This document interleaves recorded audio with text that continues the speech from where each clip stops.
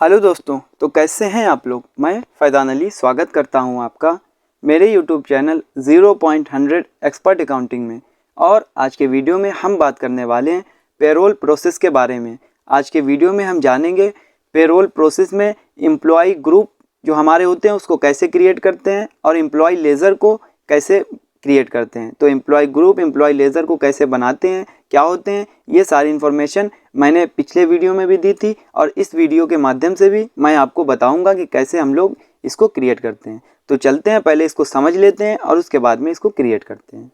इससे पहले वीडियो में भी मैंने आपको बताया था कि हमारे 5 स्टेप टू पेरोल होते हैं। 5 स्टेप हमें पेरोल में जाना है, उसके बाद में ही हम इसको इस तरीके से हम इसको प्रोसेस कर पाएंगे। इसमें हमें क्या है, फर्स्ट स्टेप में हमने आपको बताया था कि हमें एम्प्लॉय मास्टर्स क्रिएट करने हैं।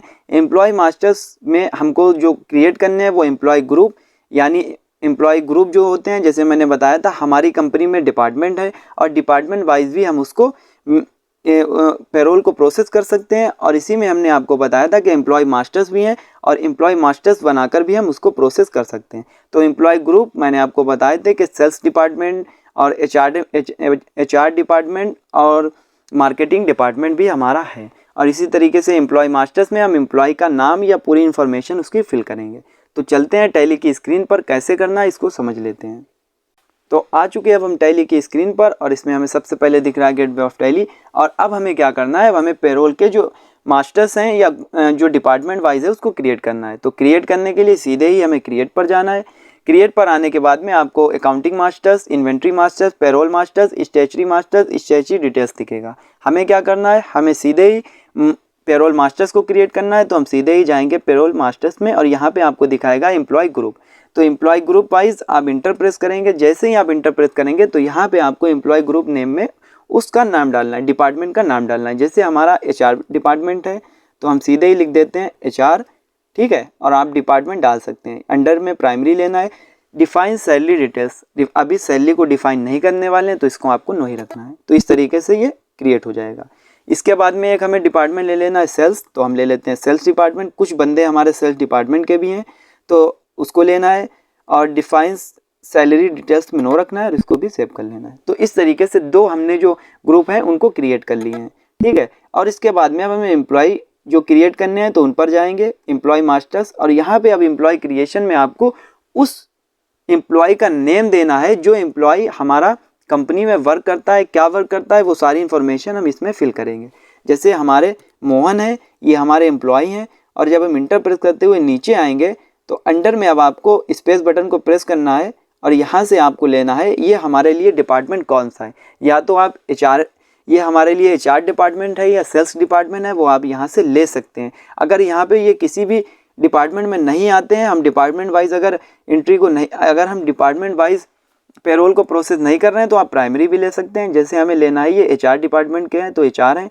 अब डेट ऑफ ज्वाइनिंग, इनकी ज्वाइनिंग कब से हुई है तो आप यहाँ से डेट ऑफ ज्वाइनिंग डाल सकते हैं। मैं फर्स्ट अप्रैल 2023 ही रख रहा हूँ, ठीक है।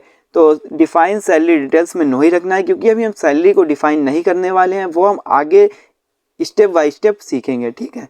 तो अब हमें क्या करना है, अब हमें सीधे ही एम्प्लॉय का जो नंबर है, जो एक नंबर होता है जो कंपनी में दिया जाता है एम्प्लॉय नंबर, वो हम नंबर डाल देते हैं।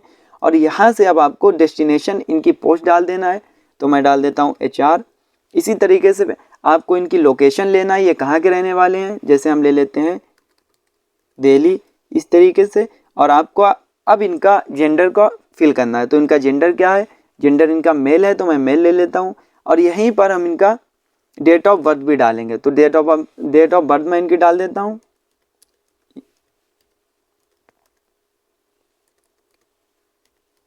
मैंने इनकी डेट ऑफ बर्थ डाल दी है, ठीक है, 1 सितंबर 1995। अब ब्लड ग्रुप इनका दिखा रहा है, ब्लड ग्रुप इनका क्या है, ए। अब मैं डाल रहा हूँ इनका ब्लड ग्रुप क्या है, A1B निगेटिव है, A1B positive, A1 negative, A1 positive. जो इनका ब्लड ग्रुप हो आप यहाँ से ले सकते हैं। मैं ले लेता हूँ A1 निगेटिव, ठीक है।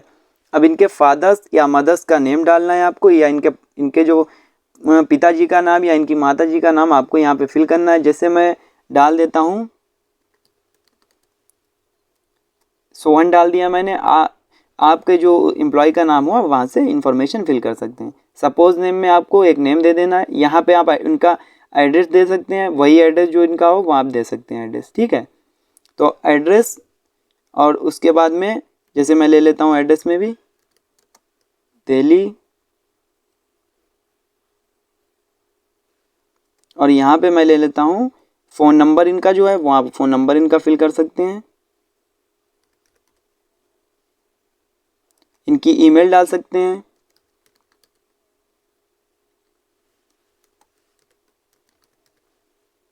इस तरीके से इनकी जीमेल डाल देंगे। और इसी तरीके से आप अगर इनकी बैंक डिटेल की इन्फॉर्मेशन आपके पास है तो आप इसको भी यस करके और इसको इन्फॉर्मेशन फिल कर सकते हैं। इनका account number, IFSC code, bank name, branch name और इस तरीके से ट्रांजैक्शन टाइप आप इनको पेमेंट किस हिसाब से करेंगे। जैसे इन्फॉर्मेशन में आप चेक के द्वारा पेमेंट करेंगे, ई फंड ट्रांसफ़र या अदर्स जैसे भी है आप इसको इन्फॉर्मेशन को फिल कर सकते हैं, ठीक है। आप यहीं से इनका रेगुलर यहाँ पे आप दिखाएगा एप्लीकेबल टैक्स रिजाइम, इसमें आप रेगुलर टैक्स रिजाइम है या tax regime US under 115 BAC, तो रेगुलर टैक्स रिजाइम ले लेते हैं। इनकम टैक्स नंबर डालना है इनका, तो इनकम टैक्स जो नंबर है वो आप डाल सकते हैं।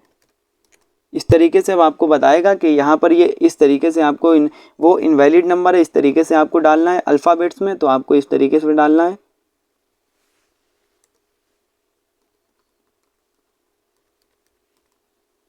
तो इस तरीके से, और इस यहाँ पे इनका आधार नंबर डाल देना है इसी तरीके से।